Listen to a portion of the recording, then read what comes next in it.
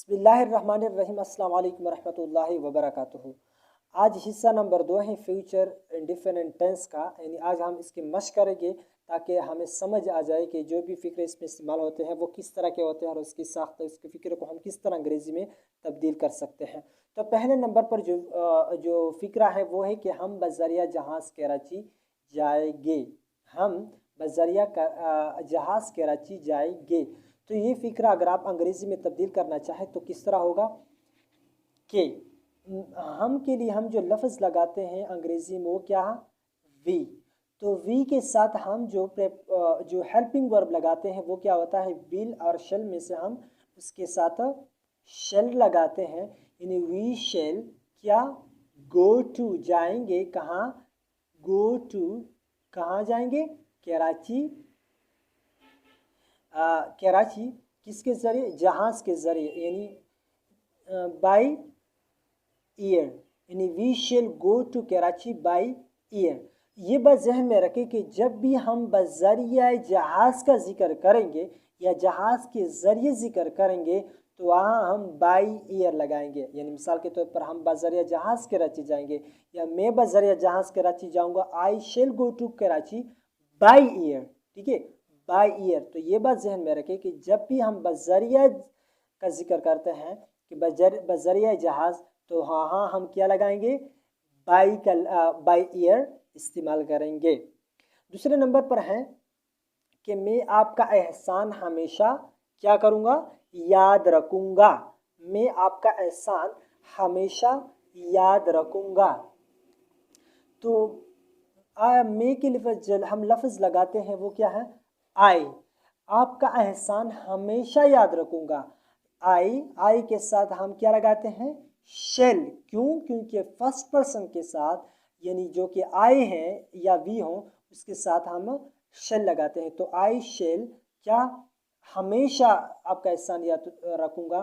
तो ऑलवेज, हमेशा को अंग्रेज़ी में क्या कहते हैं, ऑलवेज। आई शेल ऑलवेज, में हमेशा क्या करूँगा, remember, REMEN, remember, BER, remember क्या, your. I shall always remember, मैं हमेशा याद रखूँगा, क्या याद रखूँगा, आपका एहसान, यूर। तो एहसान को अंग्रेज़ी में क्या कहते हैं, your favour, FAVOUR, favour. I shall always remember your favour. तो यहाँ दो तीन चीज़ें हुई जो कि विकेबलरी के ज़िम्रे में, ज़हीर अल्फाज के ज़िम्रे में आती हैं। या ये भी हम इंशाल्लाह इस पे बात करेंगे कि हमेशा को अंग्रेज़ी में क्या कहा जाता है, हमेशा को अंग्रेज़ी में ऑलवेज, या ऑलवेज को हमेशा कहते हैं। रिमेंबर मीन्स याद रखना।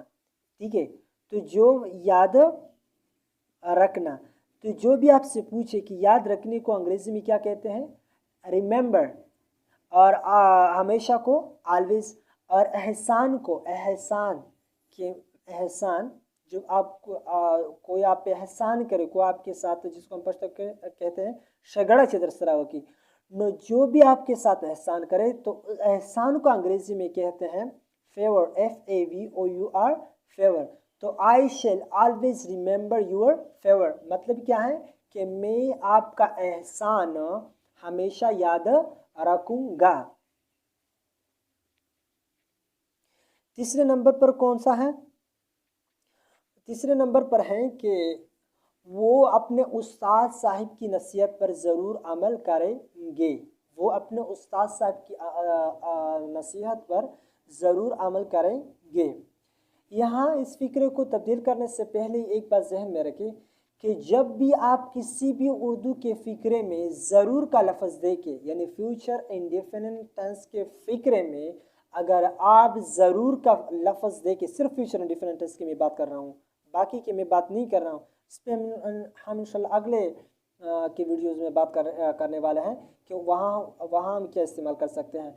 तो सिर्फ यहाँ ये बात ज़हन में रखिए कि जब भी किसी भी फ़िक्रे में फ्यूचर इंडिफरेंट टेंस के फ़िक्रे में ज़रूर का लफ्ज़ आ जाए तो फिर जो हेल्पिंग वर्ब हम लगाते हैं विल और शेल, जब हम इस्तेमाल करते हैं उसका तरीक़ाकार वो उलट होगा। मसलन किस तरह, मिसाल के तौर पर हम कहते हैं ना कि आई और वी के साथ हम शेल लगाते हैं, जबकि ही, शी और इट, दे और यू, जिसको सेकंड पर्सन यू, इसको क्या कहते हैं, सेकंड पर्सन प्रोनाउन।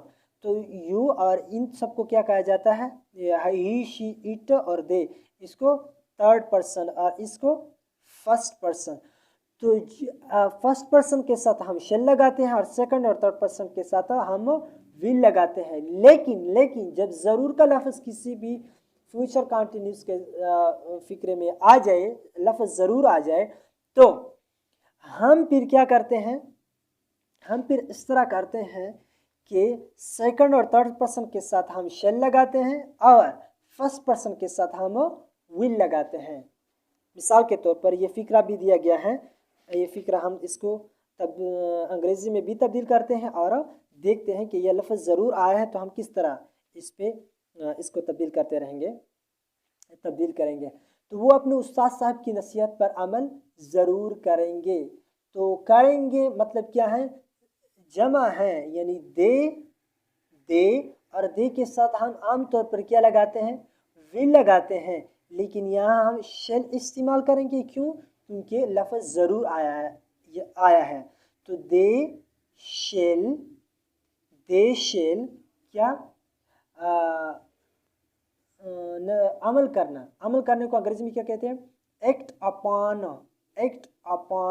यानी दे शेल एक्ट अपॉन, वो अमल करेंगे किस चीज़ पर, नसीहत पर, the advice, the ADVICE, advice of, किसकी नसीहत पर, उस्ताद साहब का, of their THIER, their teacher.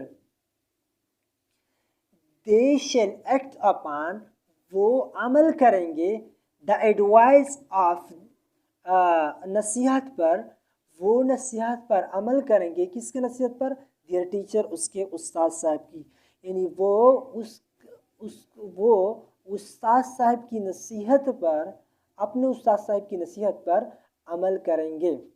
ठीक है, यहाँ एक बात और भी जहन में रखें कि एक होता है ADVICE एडवाइस, ADVICE एडवाइस, यानी एक है ADVISE और एक दूसरा है ADVICE।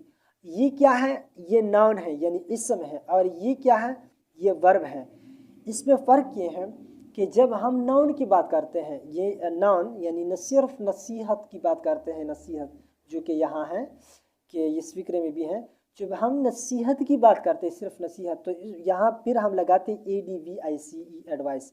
लेकिन हम जब नसीहत करने की बात करते हैं, यानी नसीहत करना इज़ अ वर्ब लेते हैं, फेल की ज़िम्मे में लेते हैं, तो फिर हम लगाते हैं क्या, ADVISE एडवाइस। तो they shall act upon the advice, यानी ADVICE एडवाइस, या नसीहत of their teacher. They shall act upon the advice of their teacher. 4वें नंबर पर है, यानी चौथे नंबर पर है, मैं हर हाल में आपका साथ दूंगा। मैं हर हाल में आपका साथ दूंगा। आप इस फिक्र को किस तरह तब्दील करेंगे, आप इस पे सोचें। देखिए, हम कहते हैं कि मैं, तो मैं के साथ आई लगाते हैं हर हाल में। हर हाल में एक बात तो ये वोकैबुलरी आप सीखे कि हर हाल में इसको अंग्रेजी में कहते हैं थ्रू थिक, THIC की thick and thin, THIN, through thick and thin. हर हाल में अंग्रेजी में इसको कहते हैं थ्रू थिक एंड थिन। तो ये बात जहन में रखें कि जिस तरह हमने कहा था, ये एक उसूल है कि जिस तरह हमने कहा था कि लफ्ज़ ज़रूर के साथ हम फिर अगर विल आए, किसकी लफ्ज़ के साथ विल लगता है तो फिर हम शेल लगाते हैं, यानी उसके उलट तरीका करते हैं। अगर विल आता हो तो फिर हम शेल लगाते हैं, अगर शेल आता हो तो हम विल लगाते हैं। बिल्कुल इसी तरह जब भी किसी फिक्रे में आप ये हर हाल का लफ्ज़ सुन लें, हर हाल में, तो फिर हम लगाते हैं कि सेकंड और थर्ड पर्सन के साथ विल आता है तो फिर हम इसके साथ शेल लगाते हैं, और फर्स्ट पर्सन के साथ जो कि आई और वी है उसके साथ हम आमतौर पर शेल लगाते हैं। लेकिन जब हर हाल में लफ्ज़ दे के आप किसी भी फ्यूचर इंडेफिनिट के फिक्रे में, तो फिर हम वो क्या लगाते हैं, आई फर्स्ट पर्सन के साथ शेल लगाते हैं। तो ये फर्स्ट पर्सन का फिक्रा है, तो फर्स्ट पर्सन के साथ हम क्या लगाएंगे, शेल नहीं विल। ठीक है, बिकॉज वजह क्या है, वजह ये है कि हर हाल लफ्ज़ फिक्रे में आया है, तो मैं हर हाल में आपका साथ दूंगा। आई विल, साथ देने को अंग्रेजी में कहते हैं स्टैंड बाई। स्टैंड बाई, ये बात जहन में रखिए कि स्टैंड के साथ हम प्रेपोजिशन बाई लगाते हैं, यानी I will stand by you, यानी मैं आपके साथ, मैं आपका साथ, मैं हर हाल में मैं आपका साथ खड़ा हूँगा। कौन सी हालत में, यानी हर हाल में थ्रू थिक एंड थिन, यानी I will stand by you through thick and thin, मैं हर हाल में, मैं ख्वाह मुसीबत आप पे आए, मुसीबत की घड़ी हो या खुशी की हालत हो, मैं खुशी में गम में हर हालत में हर वक्त में आपका साथ उसमें शरीक होऊंगा, मैं आपका साथ दूंगा। ठीक है, आखिरी नंबर पर है वो है कि हम दिल व जान से अपने मुल्क व कौम की खिदमत करेंगे। हम दिल व जान से अपने मुल्क व कौम की खिदमत करेंगे। तो आप इस तरह इसको तब्दील करेंगे। पहले तो ये होगा कि वी है तो वी है, यानी हम है, हम लफ्ज़ के साथ हम वी लगाते हैं। इसको अगर हम तब्दील करना चाहें तो वी, हम हर हाल में, इसके साथ वी के साथ हम क्या लगाते हैं, शेल। गुड, वी शेल खिदमत करना, तो खिदमत करने को अंग्रेजी में कहते हैं सर्व, SERVE, सर्व।